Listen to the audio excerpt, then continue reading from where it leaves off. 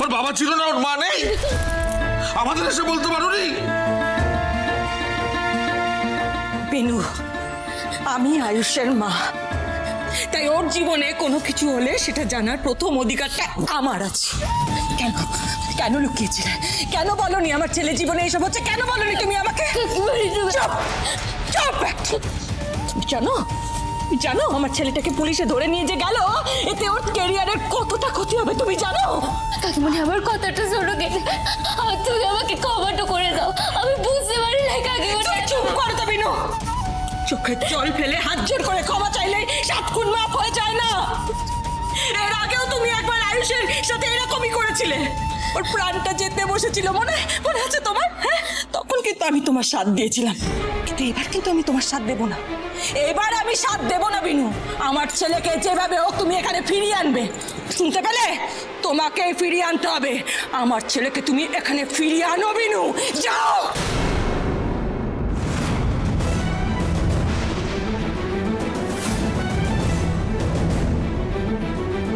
পিসিমণি, কাকিমণিকে সামলাও, আমি থানা থেকে আসছি। আমিও যাবো কেটে আপনার সঙ্গে। বাবু, আমি আপনার সঙ্গে থানাটাতে যাব।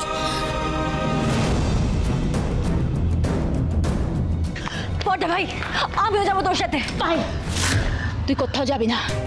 তুই যদি চাস তাহলে আবার। না মা, আমিও যাব। আমার বিপদের দিনে ছোটদা ভাই কোনো কিছু না ভেবে আমাকে উদ্ধার করার জন্য ঝাঁপিয়ে পড়েছিল, আর আজ ওর বিপদের দিনে আমি কোনোভাবেই নিজেকে বাড়িতে আটকে রাখতে পারবো না। আমি যাব। পাই পাই পাই, শোন, কেন কেন আমার সঙ্গে এরকম খেলা খেলছো? কোন পাপের শাস্তি দিচ্ছ আমাকে বলো, বলো রাধা মাধব, বলো বলো, একবারটি বলো, একবারটি বলো।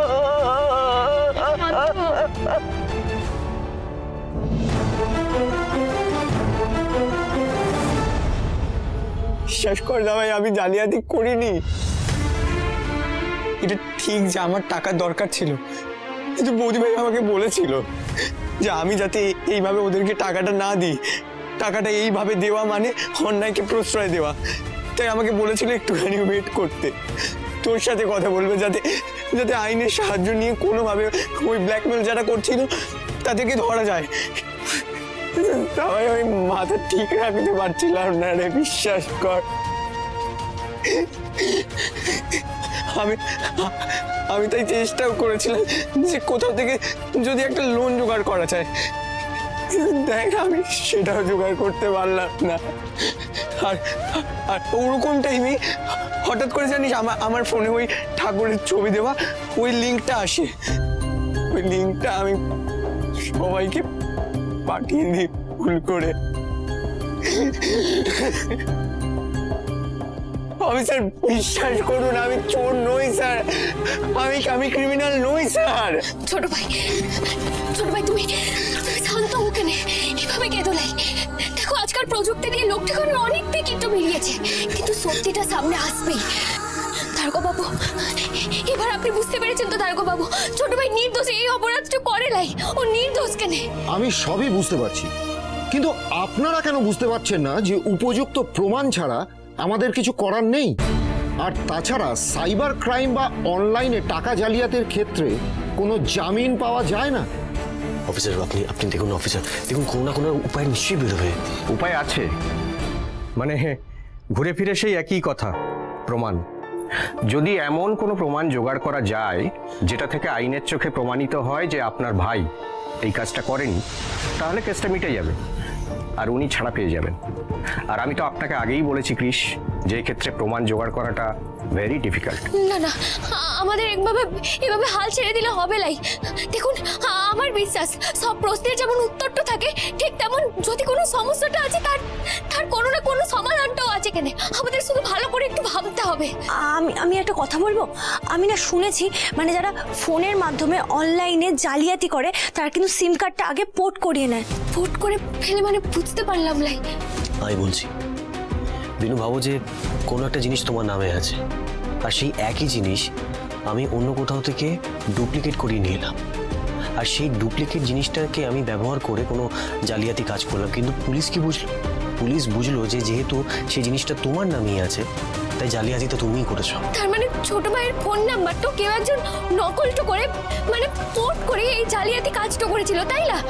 তবে যেহেতু নাম্বারটা ছোট ভাইয়ের নামে, মানে ফোন কোম্পানির খাতায় যেহেতু ছোট ভাইয়ের নামটা আছে এই নাম্বারে, সেখানে আইনের চোখে ছোট ভাই অপরাধী টোকেনে। এক্স্যাক্টলি বিনু, এইভাবেই আয়ুষকে ফাঁসানো হচ্ছে। এত বড় অপরাধটা করেছে, তাদেরকে আমরা এমনি এমনি ছেড়ে দেবো নাকি? কখনো নয়। ধরবই বা কি করে ম্যাডাম? তারা কারা বা কোথায় থাকে সেটাই তো বোঝার উপায় নেই। হ্যাঁ একদমই তাই। ছোটদা ভাইয়ের সিম কার্ডটা পোর্ট করিয়ে ওরা কত লক্ষ লক্ষ টাকা চুরি করেছে সেটা আমরা জানবো কি করে? আর তাছাড়াও সিম কার্ডটা পোর্ট করালো কোথায়, কিভাবে, আমরা এগুলো কি করে জানবো? সেটা খুঁজে বের করা is next to impossible Payel. কারণ যারা এই অপরাধটা করে না তারা কোনো প্রমাণ রাখে না। আর এই অনলাইন দুর্নীতি এখন অনেক মানুষের কাছে একটা রোজগারের উপায় হয়ে গেছে। এরা একটা বড় টিম নিয়ে কাজ করে, তাই এরা যেখানে এই কাজগুলো করে সেটাকে খুঁজে বের করা পুলিশের পক্ষেও খুব মুশকিল একটা কাজ। আচ্ছা আচ্ছা সৌরভ বাবু, আমি একটা কথাটা বলছি কেন, আমরা যখন পায়েলকে খুঁজছিলাম তখন তো দারোগা বাবু আপনি বলেছিলেন নাই যে পায়েলের ফোনটা শেষ অমুক জায়গাটাতে সক্রিয় উঠেছিল, তারপরে তো সেই জায়গাটাতে গিয়ে আমরা পায়েলের সিম কার্ডটা খুঁজে পাই, তাই না? হ্যাঁ বিনু, এটাকে সিম কার্ড ট্রেস করা বলে। মানে ভাবো, সিমটা যখন মোবাইলের ভেতরে থাকে, সেই মোবাইলটা যে যে জায়গা ঘুরেছে সেই সমস্ত তথ্য বের করা যায়।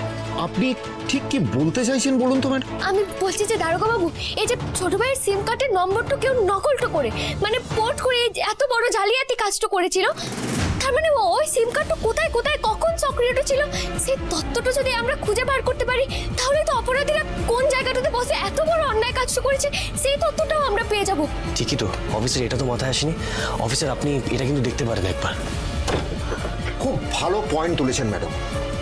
সিম কার্ডটা শেষবার কোথায় ব্যবহার করা হয়েছে সেই জায়গাটা যদি আমরা জানতে পারি, তাহলে আমরা সেখানে গিয়ে একবার দেখতে পারি।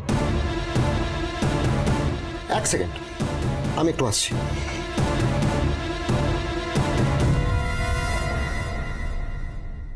সাবাস বৌদি ভাই, তুমি জানো না তুমি একটা সাধারণ বুদ্ধি দিয়ে কত বড় একটা ক্লু বার করে দিলে। ছোট ভাই, আমি তো বেশি লেখাপড়াটা করি লাই, আর এই প্রযুক্তির খুঁটিনাটির ব্যাপারেও আমার বেশি বুদ্ধি টোলাই। তবে আমি একটা জিনিস মন করেছি কেন, তোমাকে আমি যে করে হোক নির্দোষ প্রমাণ করবই। আমি আমার এই সাধারণ বুদ্ধিটা দিয়ে এই প্রযুক্তির জালিয়াতির বিরুদ্ধে লড়াইটা করব, তুমি দেখে লিও। আয়ুষ প্লিজ ভেঙে পড়িস না ভাই, এই সময়টা ভেঙে পড়ার নয়। বিনু যে বুদ্ধিটা দিয়েছে সেটা দিয়ে কোনো না কোনো একটা উপায় নিশ্চয়ই বেরোবে, তুই টেনশন করিস না।